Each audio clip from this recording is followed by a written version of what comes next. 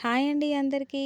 వేడి వేడి మునిక్కాయ చారు, సొరకాయ ఎలా చేసుకోవాలో వీడియోలోకి వెళ్ళిపోదాం. చూద్దాం రండి.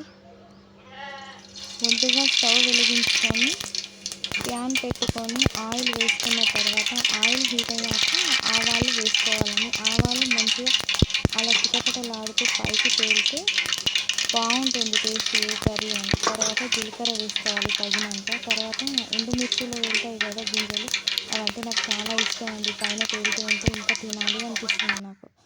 అవి కూడా వేసుకున్న తర్వాత కరివేపాకు, అది కూడా చిటపటలాడిన తర్వాత ఉల్లిగడ్డ, మిర్చి పక్కన కట్ చేసి పెట్టుకున్నానండి. ఒక హ్యాండ్తో సెల్లు, ఒక హ్యాండ్తో వంట అంటే కష్టం అవుతుంది, అందుకే లేట్ అవుతుంది చెప్పడానికి కూడా. మిర్చి వేసుకున్న తర్వాత నిదానంగా ఉల్లిపాయ వేస్తున్నానండి. అవి రెండు మంచిగా గోల్డ్ కలర్ వచ్చే వరకు వేంపుకోవాలి. గోల్డ్ కలర్ రావాలండి. నిదానంగా చేస్తున్నాను ఎందుకంటే ఒక హ్యాండ్తో అస్సలు అవ్వట్లేదు.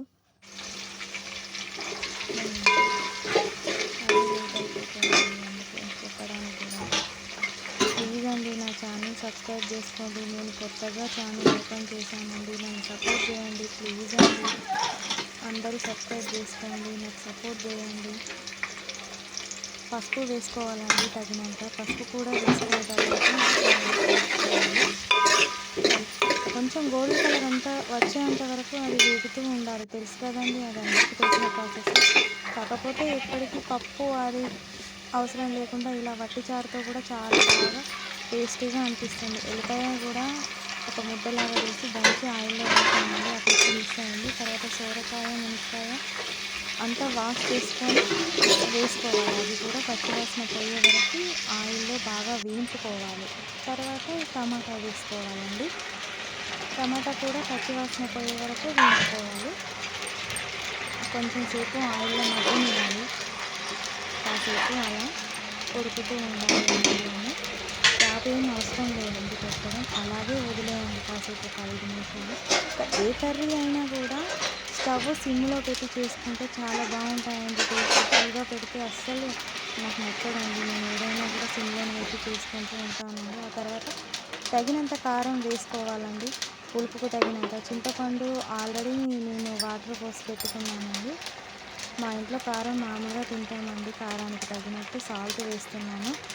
2 స్పూన్ల కారం, 2 స్పూన్ల సాల్ట్ వేస్తున్నానండి. అవన్నీ వేసిన తర్వాత ముక్కలకు పట్టేలాగా కలుపుకోవాలి. ముక్కలకు పట్టిన తర్వాత కూడా ఆయిల్లో కాసేపు మగ్గనివ్వాలండి. కారం కూడా ఉడకాలి కదా. కారం ఉడికేంత వరకు అది 5 నిమిషాలు 10 నిమిషాలు అలాగే వదిలేయండి. వదిలేసిన తర్వాత కొంచెం చింతపండు పులుసు పక్కన ఉంది కదండి, అది కూడా పోసేసుకోవాలి ఇందులో. నాకు ఒక హ్యాండ్తో అవ్వలేదు, సో ఆ క్లిప్పు మిస్ అవుతుంది. ఇప్పుడు చింతపండు పులుసు కూడా పోసేసుకున్నామండి. పోసుకున్న తర్వాత అది మొత్తం ఒకసారి మిక్సీ చేసుకోవాలి. అలాగా మిక్సీ చేసుకొని ఆ స్టవ్ ఎప్పుడు సిమ్లోనే ఉండాలండి, హైలో అవసరం లేదు, నిదానంగా చేసుకోవచ్చు. సిమ్లో ఉన్న తర్వాత అది ఇప్పుడు కొంచెం వేడయ్యే టైంలో కొంచెం కుడక పౌడర్ యాడ్ చేసుకోవాలి. తర్వాత మెల్లమెల్లగా నిదానంగా మసులుతూ ఉంటుంది. తర్వాత కరివేపాకు వాష్ చేసి వేసుకోవాలండి. సేమ్ మనం సాంబార్ లాగానే, కాకపోతే అందులో పప్పు ఒక్కటే ఉండదండి, అంతే. అలా మసులుతూ ఉంటే ఫ్లేవర్ వస్తుందండి, చాలా బాగా స్మెల్ వస్తుంది అసలు. ఎప్పుడెప్పుడు తిందామా అనిపిస్తుంది. ఆల్రెడీ రెడీ అయిపోయిందండి వేడి వేడి మునిక్కాయ సొరకాయ చారు. తినేద్దాం రండి.